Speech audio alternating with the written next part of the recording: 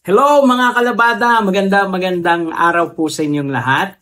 And today I'm just going to continue our series of the steps you need to take to set up a successful, profitable, professional laundry shop in the Philippines. No? So in my previous video, I mentioned the 3 general steps na dapat po nating i-take para po maging successful in setting up our laundry shop. And those 3 steps are set up, start up, and sustain. And today, I'm going to share with you yung mga specific steps under these 3 general steps. So are you ready? Okay, there are 4 specific steps that you need to be able to set up your shop professionally. Of course, hindi ko na po include dito yung business startup, no? Because of course, you have to set up your business, you have to register your business. But there are 4 specific steps related to the laundry shop that you have to do. Number 1, you have to find the perfect location. Diba? Natural, pagka hindi po maganda yung location where you will be setting up your shop, it will be very difficult for the shop to become successful. Dahil kung wala naman tayong market sa area na yun, o kaya ay hindi tayo accessible ng market na tina-target natin, it will be difficult for us to generate walk-in sales, no? O yung mga customers will come to us. Number 2, professionally design your shop. Alam nyo, kung may location na kayo, it's important na i-design nyo mabuti yung shop. No, hindi lang po yung magbubukas tayo ng shop na basta maglagay ka ng makina dyan, maglagay ka ng mesa dyan, lagyan mo ng ilaw, kuryente, tubig. Ay, sayan!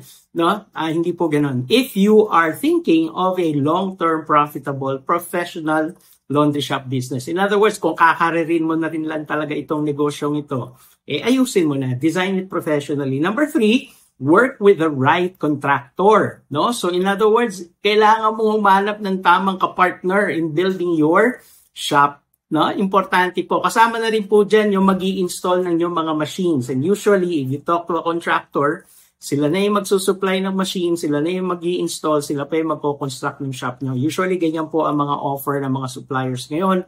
So, pakinabangan niyo yun. But then, make sure you pick the right one. Okay? And number 4, select good laundry machines, no? Lagi ko pong sinasabi, ang tunay na star sa ating laundry shop ay ang ating mga makina. Pag maganda ang wash quality ng ating mga makina, maganda ang drying capability ng ating mga makina, well, mas babalik-balikan po tayo at tatangkilikin po tayo ng ating mga customers. Would you agree? So, kinakailangan pumili ka yung maayos, maganda at talagang magugustuhan ng ating mga customers. As an owner, syempre, kailangan din po natin mag-focus na yung ating laundry machines ay maayos at madaling i-maintain, maganda ang warranty, available ang parts and service and so on. Okay? So, yun po yung 4 na specific steps under setting up your laundry shops. Let me repeat. Find the perfect location, professionally design your shop, work with the right contractor, and select the good laundry machines. Alright? So, sa mga susunod po nating video, pag-uusapan naman po natin yung specific steps for starting up and sustaining a profitable professional laundry shop here in the Philippines. And before you go, lahat po naman sinasabi ko sa inyo, matatagpuan nyo dito, woohoo!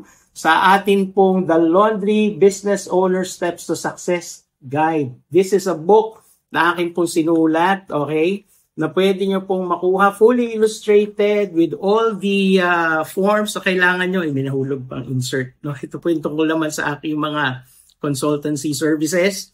Okay? At nandito po lahat ang kailangan nyo. Pati nga po yung mga forms na kailangan nyo in running the business, nandito na rin po.